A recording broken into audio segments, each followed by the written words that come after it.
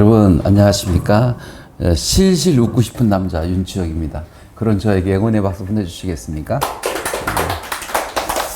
제가 생떼쥐베리의 어린 왕자를 좋아해서 이 과정에 화요 명사 과정이 있는데 그 과정을 맞추면 선물로 드리고 있습니다. 여러분들도 일정 기간을 수료하시면 그 펜을 드립니다. 펜을 드리는 이유가 뭐냐면 메모를 하는 거예요. 저는 매일 2편씩 글을 쓰거든요.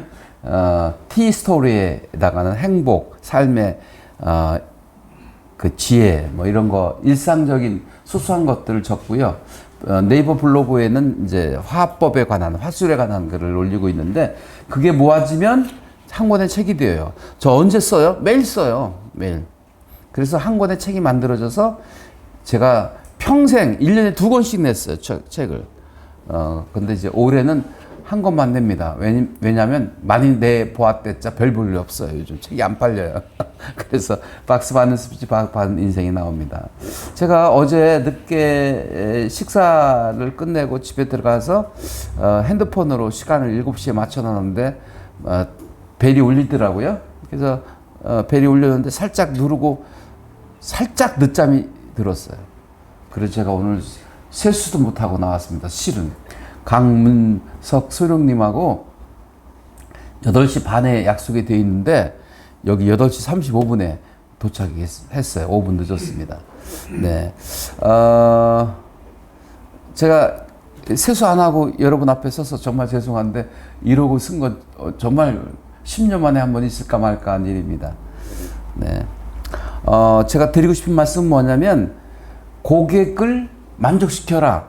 고객을 만족시키는 것을 넘어서 고객을 감동시켜라. 이런 얘기하고 있습니다. 고객을 절도시켜라. 여기까지 나가고 있어요.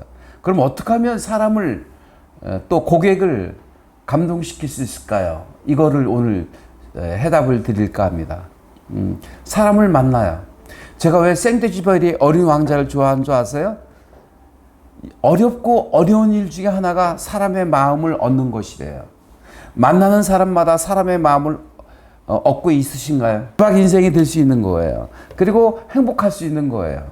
억지로 만남이 이루어지면 참 피곤하잖아요. 근데 만났는데 뭔가 소통이 되고 뭔가 교감이 되고 뭔가 은혜가 충만한 것처럼 만족도가 높아요. 그러면 관계가 좋아지고 나 스스로 행복하고 상대방도 행복한 거예요. 그래서 마음을 얻는 방법, 사람을 감동시키는 방법은 힘 빼 천입니다. 힘 빼고 천천히 해. 힘 넣지 마. 힘을 넣는다는 건 뭐예요? 무슨 얘기죠? 화장을 찢게 하는 거를 이제 변장한다고 위장한다 그러잖아요. 근데 저는 화장하지 않은 아침에 보는 얼굴이 가장 순수하고 아름다운 모습 아니겠습니까? 너무 가식하지 말라요. 너무 꾸미지 말라고요. 너무 잘 보이려고 애쓰지 말라고요.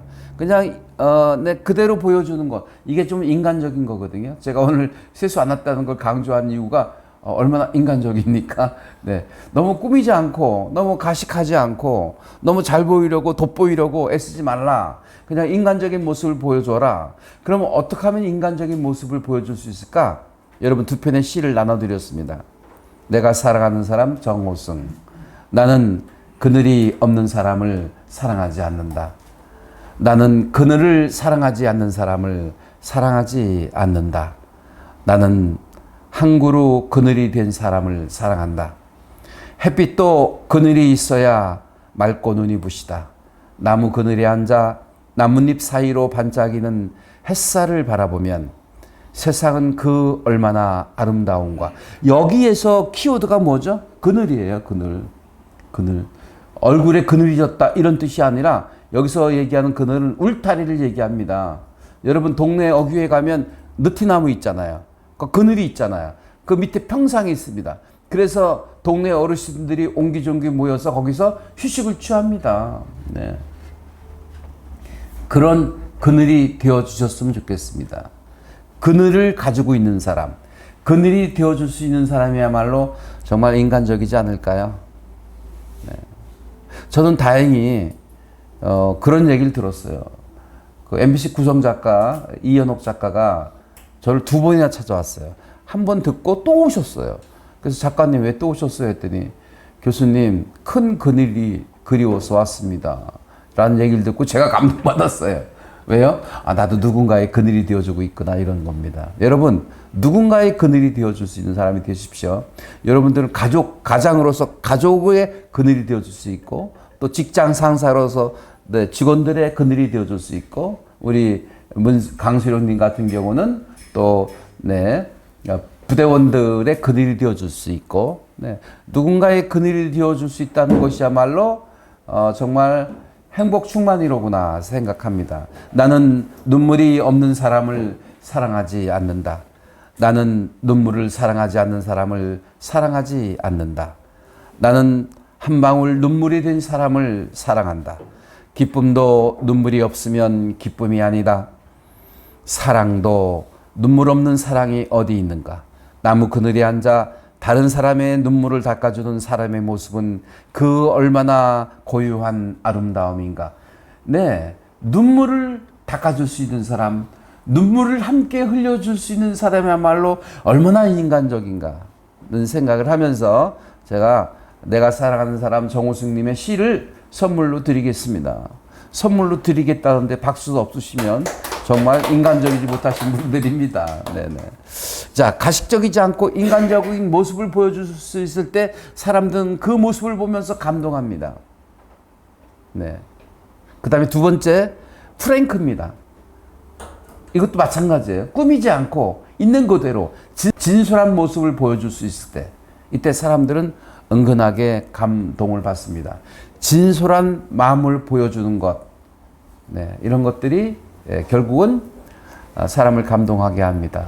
만나는 사람마다 마음을 얻을 수 있는 방법은 마음을 다하는 것, 결국은 마음을 다하는 것이에요. 꾸미지 않고 마음을 다했을 때 그 사람의 마음을 얻을 수 있는 것 아니겠는가 생각을 합니다. 그 밑에 박남수의 새라는 시도 있습니다. 하늘에 깔아놓은 바람의 여울터에서나 속삭이듯 서거기는 나무의 그늘에서나 새는 노래한다. 그것이 노래인 줄도 모르면서, 새는 그것이 사랑인 줄도 모르면서 두 놈의 부리를 서로의 죽지에 파묻고 따스한 체온을 나누어 가진다. 새 눈으로 뜻을 만들지 않고 지어서 교태로 사랑을 가식하지 않는다. 포수는 한 덩이 나무로 그 순수를 겨냥하지만 매냥 쏘는 것은 피에 젖은 한 마리 새에 지나지 않는다. 이 새도요, 역시 마찬가지예요. 새도 역시 그게 노래인 줄 모르면서 지저귀고 있고요. 또 뜻을 만들지 않고 지어서 교태로 사랑을 가식하지 않고 부리를 서로 죽지에 파묻고 따스한 체온을 나누어 가진다. 와, 정말 새한테 배울 게 많아요. 이태봉 우리 팀장님, 새는요 단벌 신사예요. 이태봉님은 오실 때마다 옷을 갈아입고 오시는데 새는 단벌 신사입니다. 딱 한 벌이에요, 평생. 얼마나 정말 검소하게 사는 새입니까? 그리고 둥지를 보면 대궐이 아니에요. 궁궐이 아니에요. 우리 사람들은 막 궁궐 같은 집에 살고 있습니다. 32평, 18평, 그것도 큰 거예요. 새 둥지는 딱 자기 몸 하나 들어갈 정도 들어갑니다. 얼마나 검소합니까? 그리고 더 중요한 거, 저장을 안 해요. 저축을 몰라요. 음식을 저장하지 않아요, 새는요. 그때 그냥 자연에서 섭취하는 거예요. 인간은 어때요? 1년 먹을 거, 10년 먹을 거, 평생 먹을 거, 자자손손 먹을 거까지 준비해요. 그러다 보니까 근심 걱정이 많은 거예요. 저도 욕심이 그런 거 보면 굉장히 많아요. 그죠? 10년을 내다보면서 노후를 준비하잖아요. 근데 새는 그런 게 없다고요. 노후 준비가 없다고요. 자연에서 그냥 그대로 섭취하는 것 뿐이라고요. 그래서 근심 걱정하지 말아라. 새를 보면서 하늘에 나는 새를 보라. 내일 먹을 것을 걱정하지 않는다. 근심 걱정하지 말아라. 이거 배우는 거예요. 또 하나 있습니다. 새는 가볍습니다. 먹으면 찍찍찍 갈게, 아무데나. 그래서 우리가 머리에 새똥 맞을 때가 있어요. 아무데나 갈긴다고요. 왜요? 내장이 짧아, 극히 짧아요. 거의 없어요. 먹으면 찍. 먹으면 입에서 먹으면 똥꼬로 찍찍찍 갈기니까 네, 가벼우니까 하늘을 날 수 있는 것이다. 불필요한 것을 버려야 되는데 아직도 많이 이렇게 가지고 있습니다. 근데 화초가 한 1년 6개월 됐는데 50cm 이상 자랐어요. 화초가 쭉쭉 크는 재미 때문에 화초 다 버리고 왔거든요. 다른 사람한테 나눠주고 왔거든요. 이사할 때 50개 정도 당근마켓에 나눠주고 왔는데 지금 30여 개가 여기서 자리를 웅크리고 있습니다. 너무 많아요. 화분. 나중에 분양해야 될 것 같습니다. 여러분, 오늘은 사람의 마음을 얻는 법, 나가서 사람을 감동시키는 법을 말씀드렸는데 동의하십니까? 네네. 현주님이 막 들으시면서 구름산을 하나씩 다 나눠드렸어요. 저게 쉽지 않아요. 방소영님은 할 수 없는 일이에요. 그렇게 했거든요. 알았어요? 구름산 갖다 놓고. 왜냐면 그냥 순수하게 뭐 나눠주고 싶다 이런 마음으로 가주신 거예요. 네네네. 박수 보내시죠. 박수. 방송님한테도 박수 한번 보내시죠. 한번 맞을 뻔했네. 잘못하면 막 때리고 덤비려고 하는 것 같았어요. 네네. 딴지를 지난 시간에 제가 말씀드렸죠. 장난기를 발동하라고요.